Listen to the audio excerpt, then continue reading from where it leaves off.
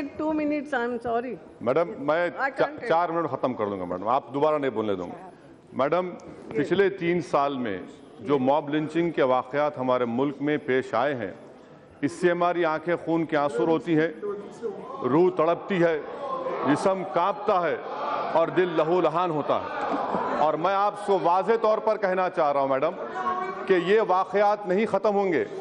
इसलिए नहीं ख़त्म होंगे क्योंकि ये सरकार रिलीजन को आइडियोलॉजी के तौर पर प्रमोट कर रही है, जो हमारे कॉन्स्टिट्यूशन के खिलाफ है। जिस दिन ये सरकार रिलीजन को या फेथ को मानेगी, आइडियोलॉजी तौर पर नहीं, ये वाकयात ख़त्म होंगे।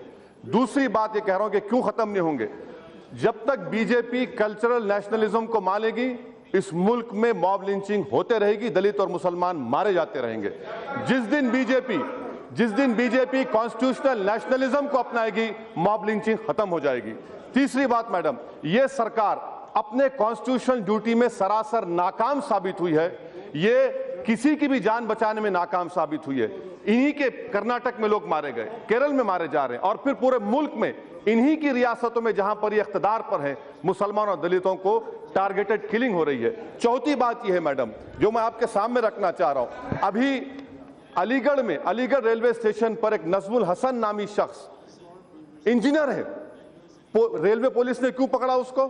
वो शख्स बुर्खा पहनकर ट्रेन में जा रहा था और रेलवे पुलिस ने पूछा क्यों पहना तुमने बुर्खा, तो उसने कहा कि 3 दिन पहले मुझे लोगों ने मारा था, मैंने अपने आप को मॉब लिंचिंग से बचाने के लिए मैंने बुर्खा पहना। ये अखबारात में आया है। ये आप इसकी जिम्मेदार है या नहीं, बता दीजिए आप मैडम। और 2 बात मैडम, जिसको खत्म कर दूंगा मैडम, मैं आपके सामने अर्ज करना चाह रहा हूं कि क्या सरकार काउ प्रोटेक्शन को, क्या ये हिंदू रिलीजन का एसेंशियल प्रैक्टिस है? जिस तरह सिखों में 5 ककर है, मुसलमानों में रोजा, रमजान, दाढ़ी है।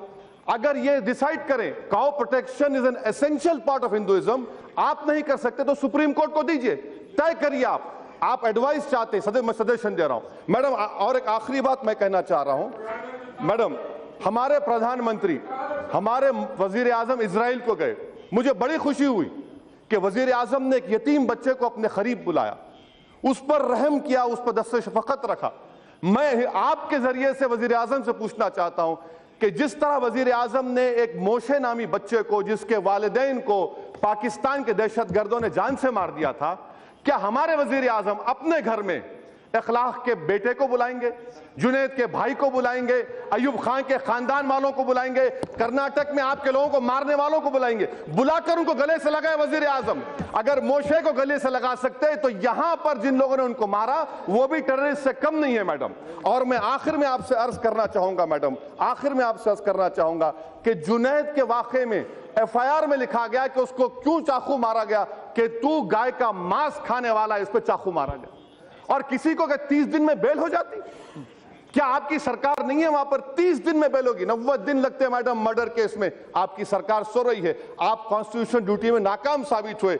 मैडम मैं आखिर में आपसे कहना चाह रहा हूं कि वजीर आजम अगर वाकई में सच्चाई को मानते हैं, जबानी खर्च के कायल नहीं है, तो मैं वजीर आजम से कहूंगा कि आपके शैडो आर्मी को रोकिए। और मैं आपके जरिए से मैडम, हिंदुस्तान के हमारी 5000 साल की तारीख अगर है, हमारे हिंदू भाइयों से कहना चाह रहा हूं, बचा लो अपने आप को हिंदुत्व से। हमारी लड़ाई हिंदुइज्म के खिलाफ नहीं है, हिंदुत्व के खिलाफ है। इस मुल्क को इससे बचाना है।